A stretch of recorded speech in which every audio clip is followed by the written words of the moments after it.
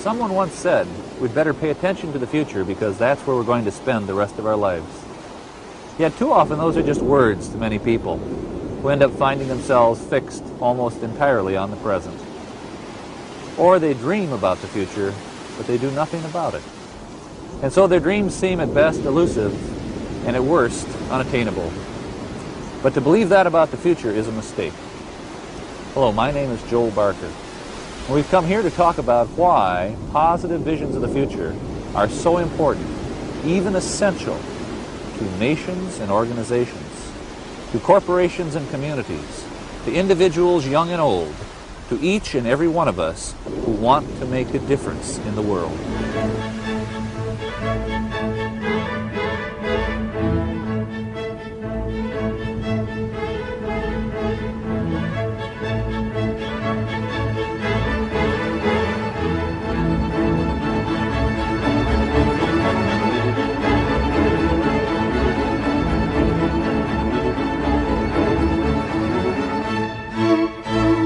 I began my study of the future in 1973, just as the Vietnam War was ending.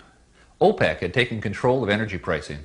Watergate was beginning, and inflation was soaring beyond control around the world.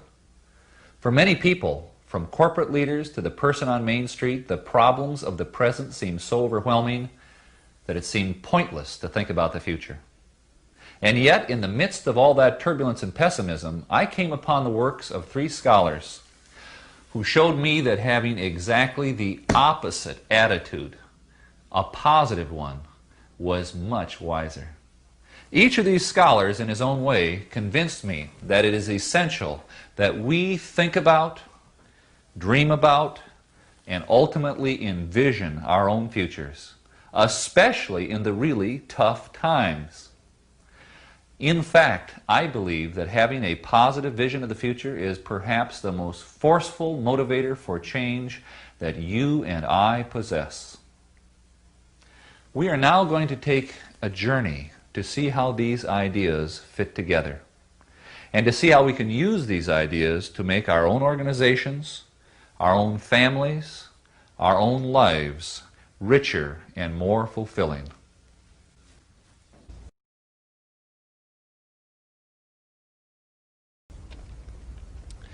We begin our journey here because of a Dutch scholar, Fred Polak, who wrote a book entitled The Image of the Future. Polak was intensely interested in the relationship between nations and their image of the future. He asked a kind of chicken and egg question. Is a nation's positive image of its future the consequence of the nation's success, or is the nation's success a consequence of its positive image of its future? To find an answer to that question, he read the literature of many nations, both ancient and modern, to see how positively they wrote about their future and how well they lived up to their expectations. What he found is perfectly symbolized here in Athens at the Parthenon. The Parthenon was first a vision in the mind of the architect. So too did the Greeks envision the future of their culture. How did this all happen? Well, the Greeks began with dreams, but then they changed those dreams into something much more powerful: vision. Vision is the result of dreams in action. What Polak found in his research was that significant vision preceded significant success. In example after example, he saw the same pattern emerge. First, a compelling image of the future was offered by leaders. Then that image was shared with their community, and they agreed to support it. Then together, acting in concert, they made the vision a reality. It was true here in Greece 2,500 years ago. And it was the same for Rome, and for Spain, for Venice, for England, for France. It was the same pattern for the United States of America.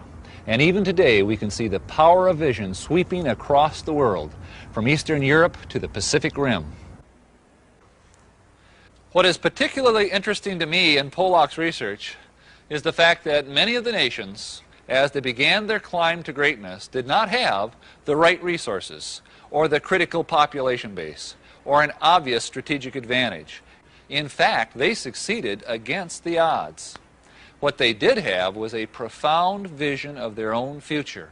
And that is the key ingredient. Not the only one, but the first and most important. Nations with vision are powerfully enabled. Nations without vision are at risk.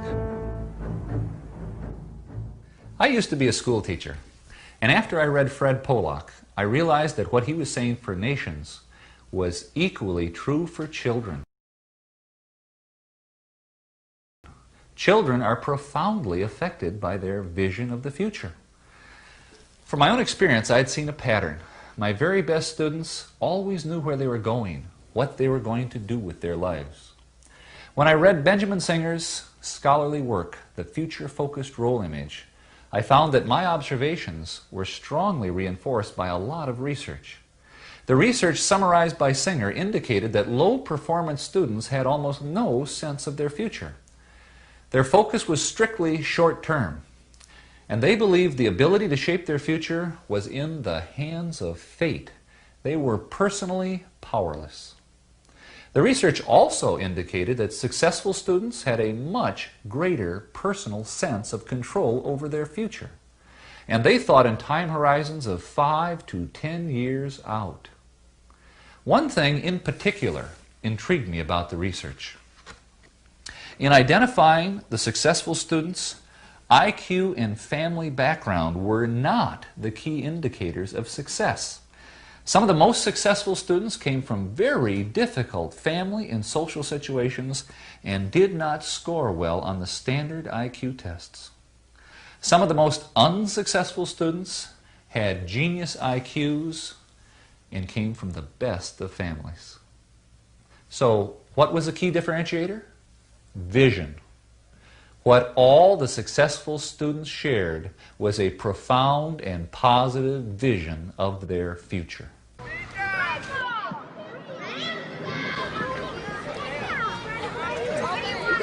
I can think of no better place to bring Singer's observations to life than to visit this elementary school, PS 121, in Harlem, in New York.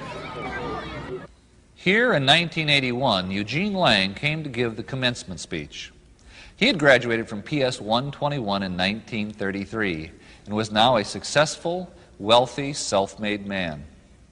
He had a lot of concern over the problems these children faced, and so he was planning to try to instill some hope in them. But as he sat on this platform and looked across the faces of those sixth graders and their family and their friends, he realized that words alone would have little meaning. So on the spot, he changed his speech. And the changes in his speech would change the lives of those children forever.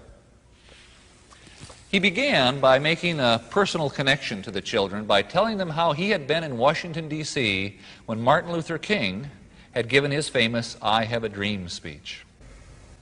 Then he said to those sixth graders, "Everyone must have a dream. Your dream is important.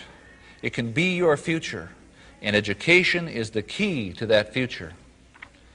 He spoke to their journey through junior high and then senior high school and then on to college.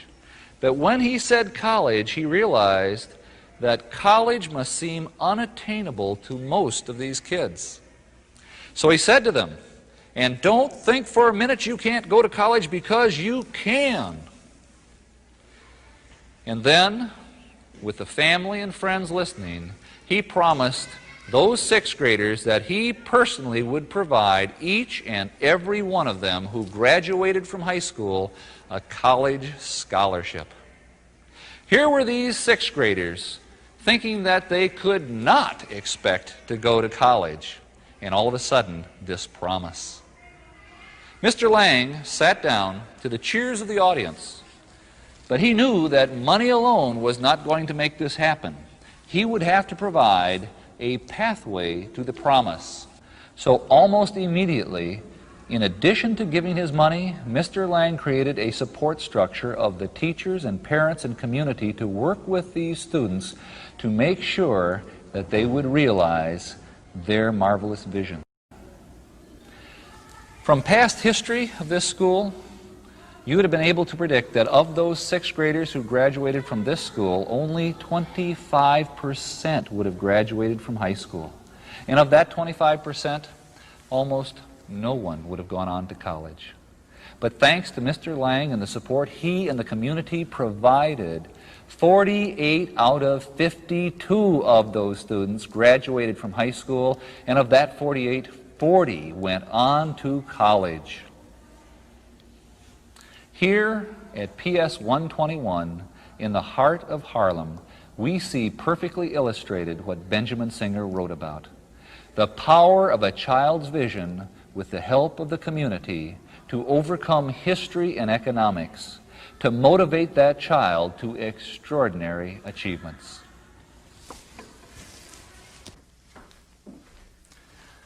So, when we ask our children, what are you going to be when you grow up? We are helping them to think about something that is very important. Never treat their answers as trivial, even if they change their mind every week. We listen to show our children that their dreams of the future are significant, and our interest in their dreams builds their confidence and ability to shape their own future. For nations, for children, we see the same pattern, the same power, the power of vision.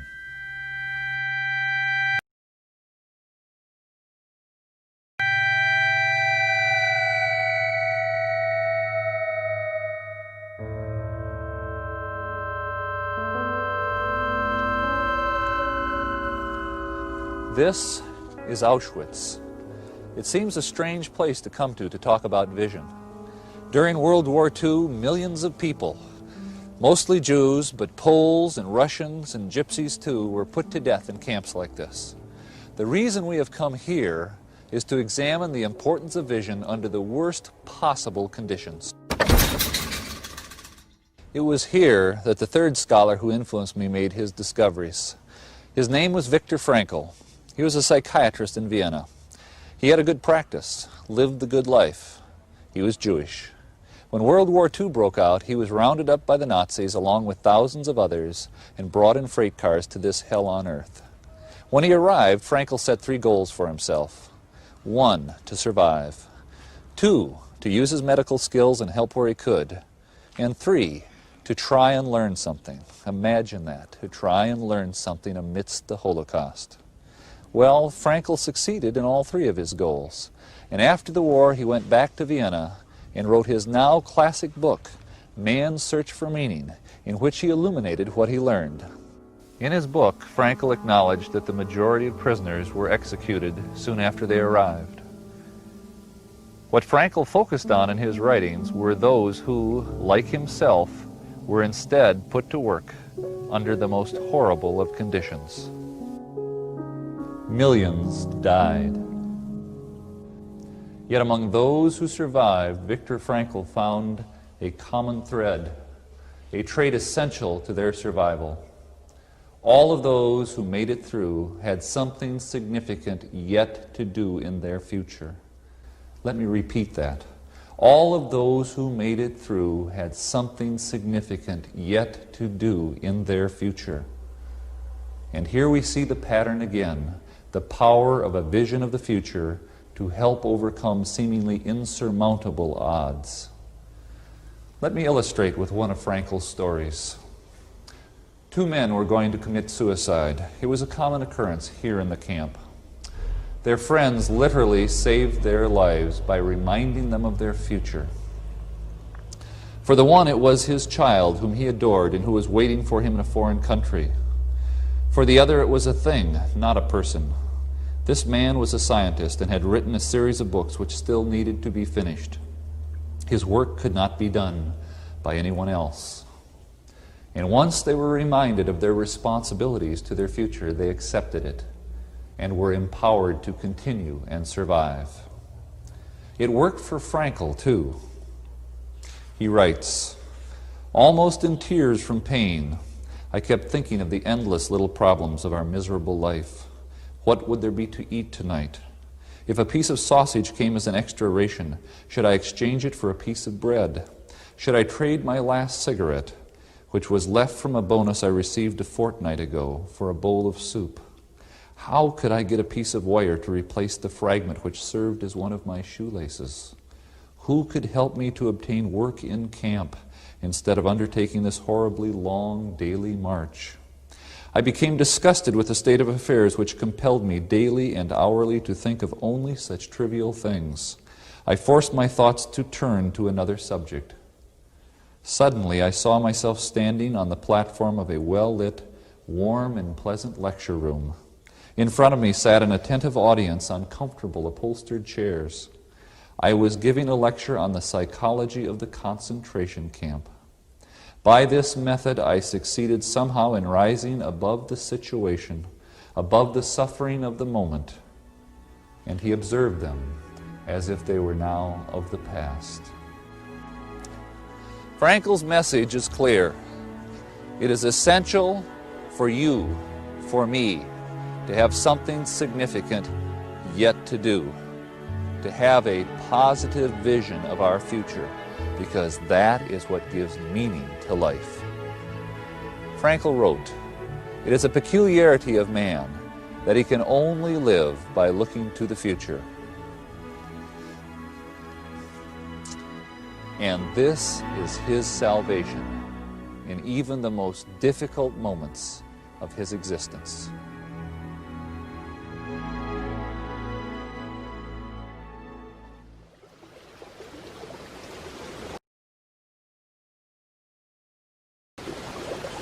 We have come here to share a metaphor. You see, in our lives, we all have rivers to cross. On the other shore is our future. Sometimes the river is calm and the crossing is easy, but other times the river is turbulent, full of unpredictability. Too often during these turbulent times, we try to cross the river just by jumping in and starting to swim. We find ourselves swept away in the current, washed downstream. We hope that where we end up on the other side will be good enough. But there is a better way to cross the river, have a vision of our future. Then, when we see our vision beckoning to us with its positive power, it will reach like a rope back across the river to give us something to hang on to as we step into the water. Now the river's going to grab at us, try to break our grip, try to carry us away from our destination. It takes work to hang on. We have to pull with our own muscles, think with our own minds, commit with our own hearts. No one else can do the work for us. And while there is no guarantee that we will arrive at our goals, this rope, extended from the power of our vision, offers us our best connection to the future. And if we grab it firmly in our hands, then we will be ready to take the plunge and venture toward tomorrow.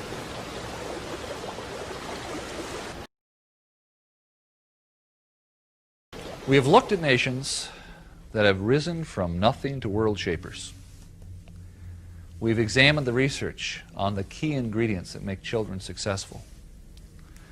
We have visited a place where people were put through the most difficult conditions that human beings could be put through and survived. And all of these have a common thread: the power of a positive vision of the future. Now, I bet I know what you're all thinking. Where is the corporate discussion? If it works for nations, and it works for kids, and it works for adults, does it work for organizations? Of course. In fact, this discussion is fundamental to human nature at all scales. Organizations are one of the best places to see this illustrated because they have the proper size and complexity to really use vision's power.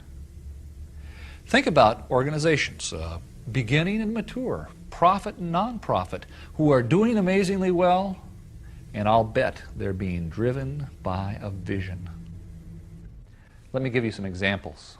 Boeing, for instance, with its vision of a world-spanning huge plane that became the 747. Or Sony, with its vision of entertainment for everyone, the Walkman.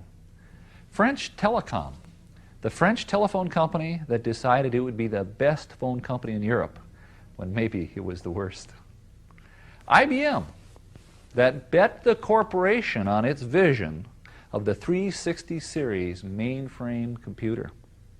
Milliken and Company with its relentless pursuit of excellence. The Salvation Army, a nonprofit group that's had a 100-year vision to help the poor and the destitute. And Toyota, whose vision is not to be just the best car company in the world, but the biggest. So, question, what makes up great vision? First, let me tell you something that isn't part of the vision. In fact, it's a mistake to have it a part of the vision. Vision is never expressed in just financial numbers. Those numbers are always a consequence of a vision achieved. So, what are the key ingredients? Well, first, visions need to be developed by leaders.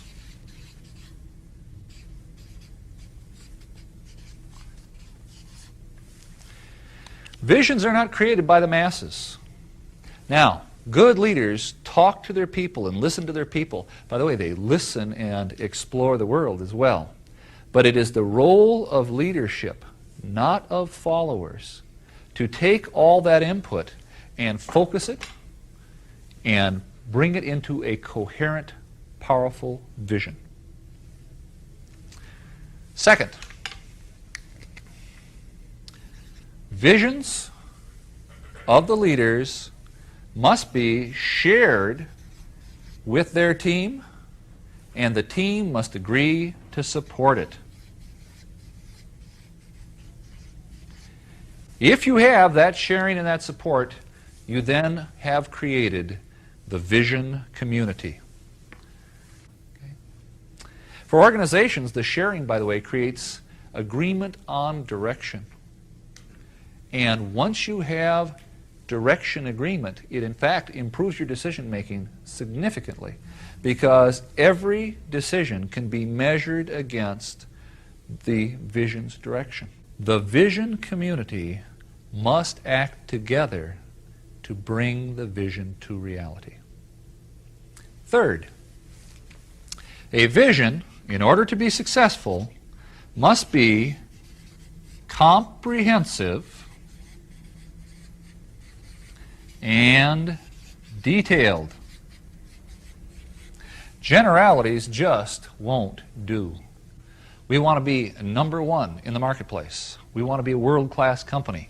We want to be the most innovative in our industry. Those are nice words, but they don't make a vision.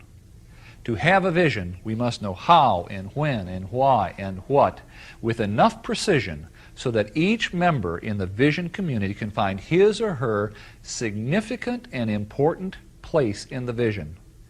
Everyone must know how they are going to contribute and participate. Fourth, vision must be positive and inspiring. A vision should have reach.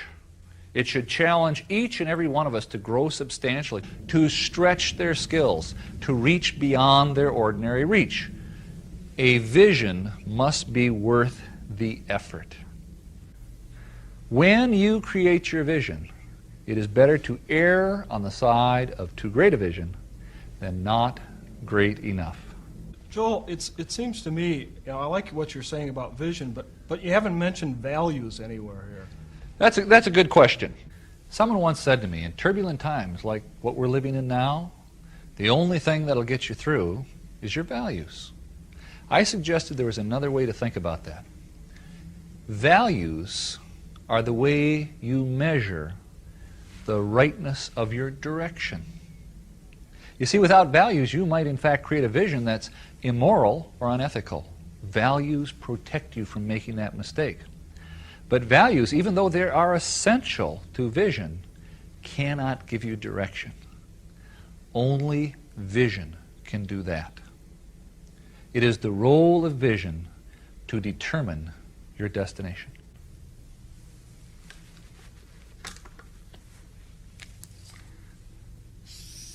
Leader initiated, shared and supported, comprehensive and detailed, positive and inspiring.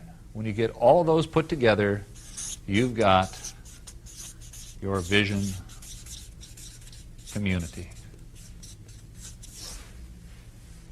And once you have the vision community, now you are empowered.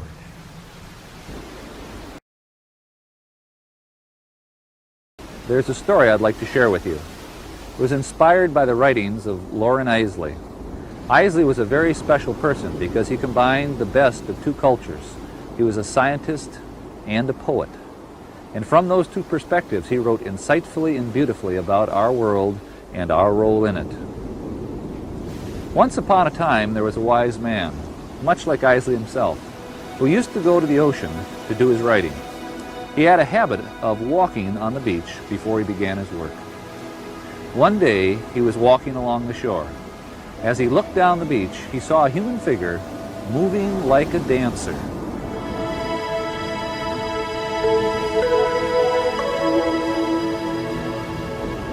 He smiled to himself to think of someone who would dance to the day. So he began to walk faster to catch up. As he got closer, he saw that it was a young man, and the young man wasn't dancing, but instead he was reaching down to the shore, picking up something,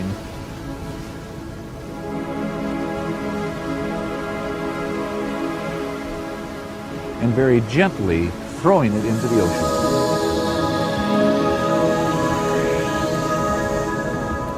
As he got closer, he called out, "Good morning, what are you doing?" The young man paused, looked up, and replied, "Throwing starfish in the ocean." "I guess I should have asked, why are you throwing starfish in the ocean?" "The sun is up, and the tide is going out, and if I don't throw them in, they'll die." "But young man, don't you realize that there are miles and miles of beach and starfish all along it? You can't possibly make a difference." The young man listened politely, then bent down, picked up another starfish,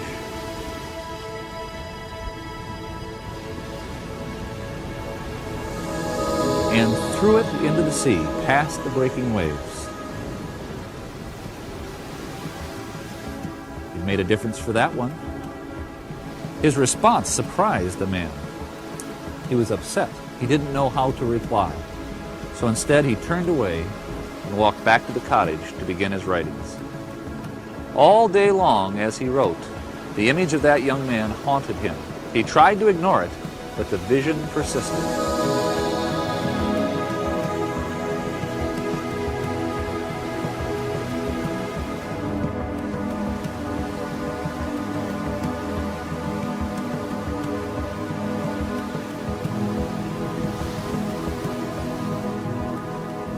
Finally, late in the afternoon, he realized that he, the scientist, he, the poet, had missed the essential nature of the young man's actions. Because he realized that what the young man was doing was choosing not to be an observer in the universe and watch it pass by, but was choosing to be an actor in the universe and make a difference. He was embarrassed. That night he went to bed, troubled. When morning came, he awoke knowing that he had to do something. So he got up, put on his clothes, went to the beach, and found the young man. And with him he spent the rest of the morning throwing starfish in the ocean. You see, what that young man's actions represents is something that is special in each and every one of us. We have all been gifted with the ability to make a difference. And if we can, like that young man, become aware of that gift, we gain, through the strength of our visions, the power to shape the future. And that is your challenge. And that is my challenge. We must each find our starfish. And if we throw our stars wisely and well, I have no questions that the 21st century is going to be a wonderful place. Remember, vision without action is merely a dream. Action without vision just passes the time. Vision with action can change the world.